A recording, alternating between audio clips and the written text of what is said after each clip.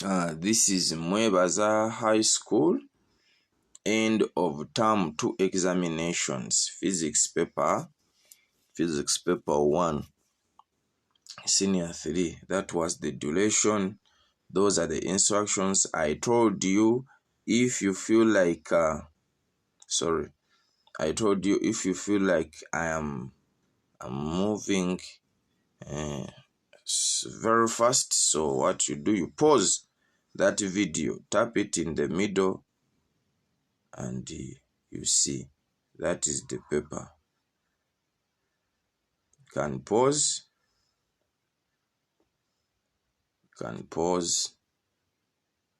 Yeah, this is the paper. So was written by Mr. Rubega Ismail, physics mathematics consultant. That is the contact. That is the paper. That is the paper. In case you don't have the paper, you know what to do. Pause and write those questions. Pause and write those questions. Okay. Good morning, senior 3s. These are the solutions. Senior 3 physics, end of term 2, Mwebaza High School guide. Now let us go through the guide and we see what we had to respond to that paper. So the suggestion was you had to choose a wheel and axle system to be elected on top of that well. Yeah, that is it, in order to save life, and that is the structure of a wheel and axle system. That is the structure that we needed. That is the structure that we needed. So it had a wheel. Also we had an axle. Now this wheel could be maybe a bicycle wheel. Yeah. Now those are the steps.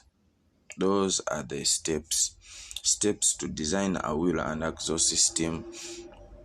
You can get a bicycle wheel, then attach it to a metallic or wooden cylindrical bar. Then get a rope, you connect it or tie it to the what? To the bar. That is the axle, which is going to help us carry the what? The rod, this bucket. And then again, we need to support it. Yeah, we need to support it by putting these supports from the ground to support the other axle. Okay, so now from there, part C, mechanical advantage is the number of times a simple machine multiplies the effort to overcome the load. Then velocity ratio, that is the distance moved by the effort divided by the distance moved by the load D in the same time. Or sometimes you can find people writing it as the ratio of distance moved by effort to distance moved by the load at the same time. It is also the same. Don't be there and say, they are the same. So efficiency, when we talk about efficiency, we want to compare energy input or power input to power output or energy output. Therefore, with the efficiency, that is the comparison of energy output to energy input. Then I want you to note something, that the closer energy output is to energy input, the more efficient the machine is. That one was not asked for, but I included it for you for your research, or for you to to consolidate your understanding of efficiency. Now those are the formulas. Yes, those are the formulas. That mechanical advantage equals to load over effort. Mechanical advantage equals to L over A. Or velocity ratio equals to distance moved by effort over distance moved by load. Now for this particular one, velocity ratio equals to R over R. That is capital R over small r, where capital R is the radius of the wheel, small r is the radius of the axle. Efficiency equals to energy output over energy input times 100%. Those are the formulas. Now for this one, for part D, I think I'm going to put for you a video showing how I calculated this number. Okay, people, from our question, we can easily see that the load equals to 60 newtons, and the effort, if you read properly, equals to 20 newtons.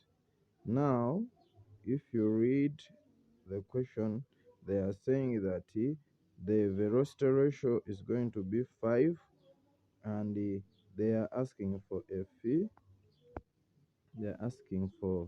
efficiency, which we don't know, isn't it? But we know that from from efficiency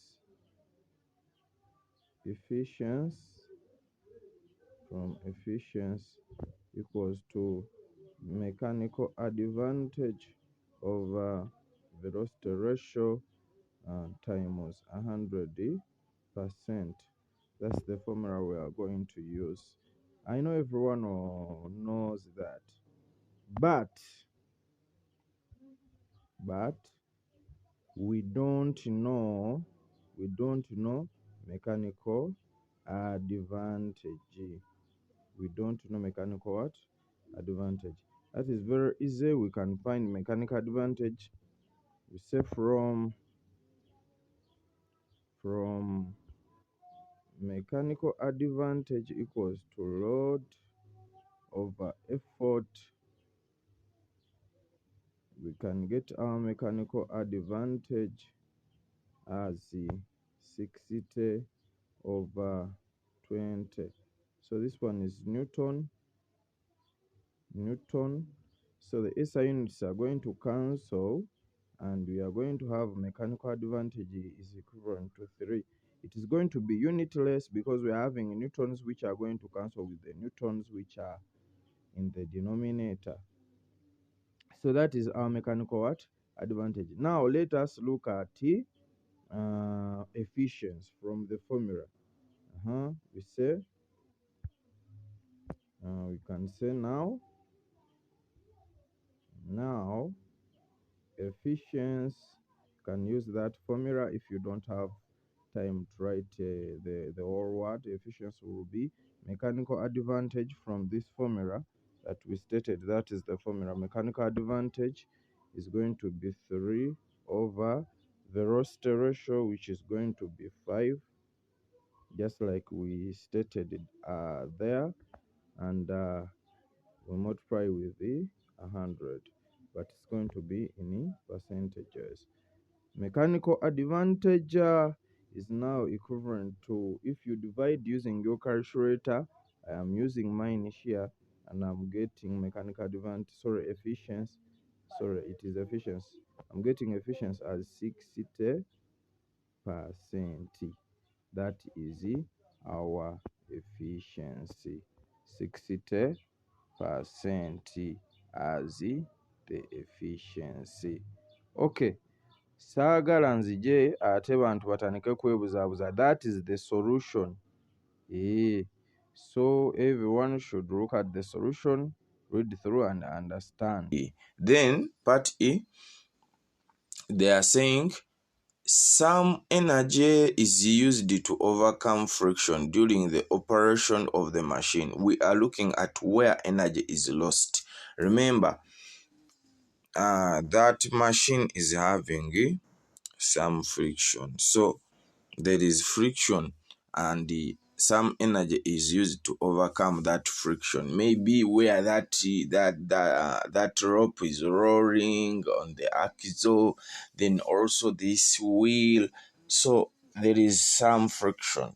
Now, in order to overcome that friction and increase the efficiency of the machine, you need to increase the efficiency of a machine by lubricating the machine. That is item 1. Then item 2, they asked about refraction. Refraction of light is the bending of the light rays.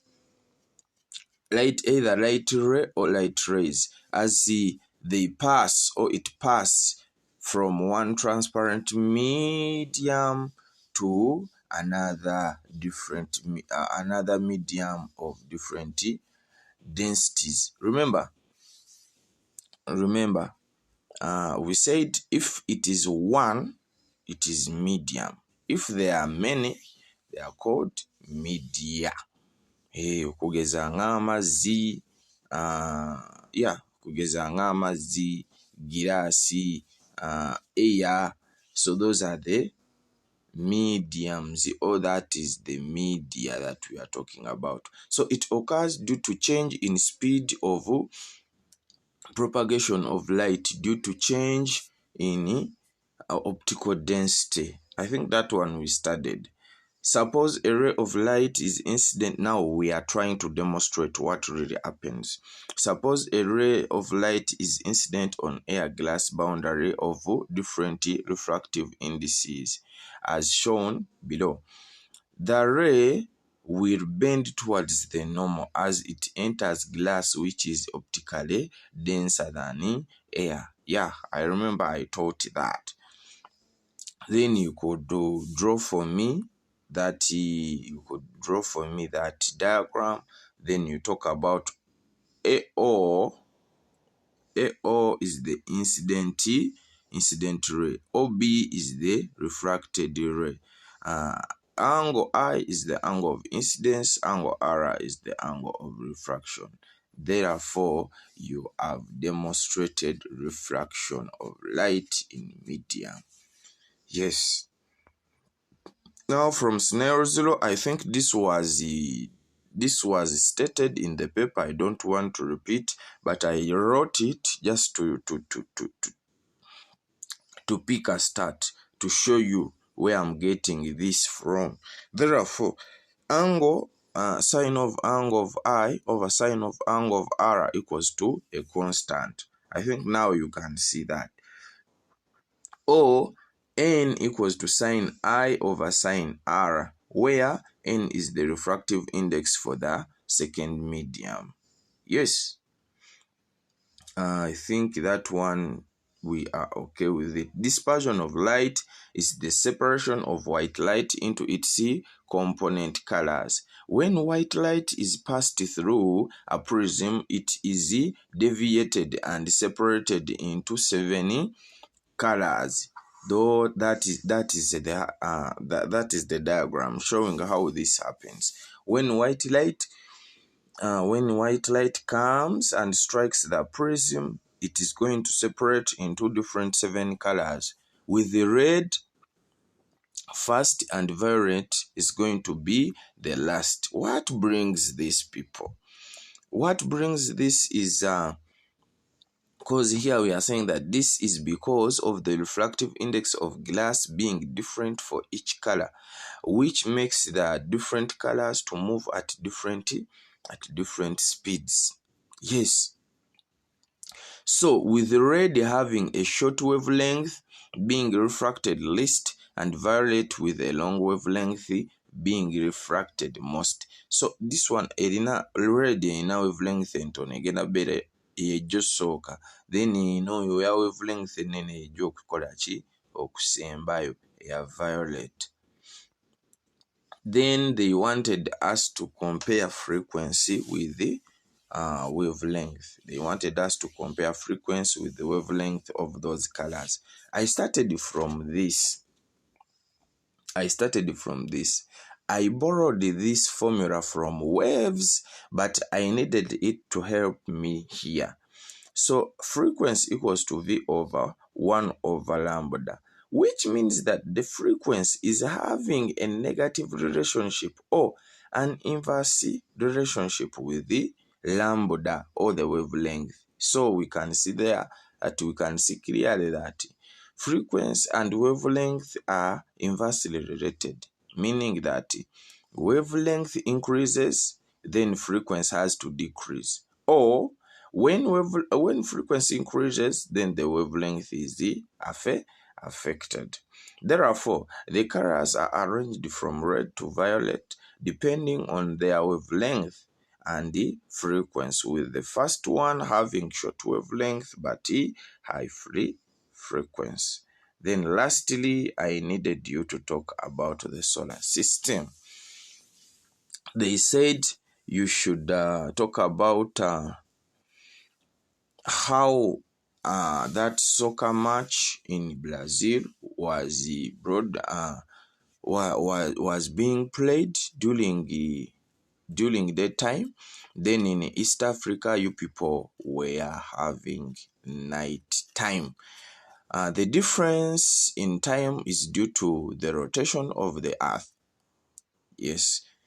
A portion of the earth directly facing the sun, that is Brazil, will have sunlight, hence daytime, while another portion facing away from the sun, that is East Africa, will have dark, hence, so we'll have darkness, hence night time.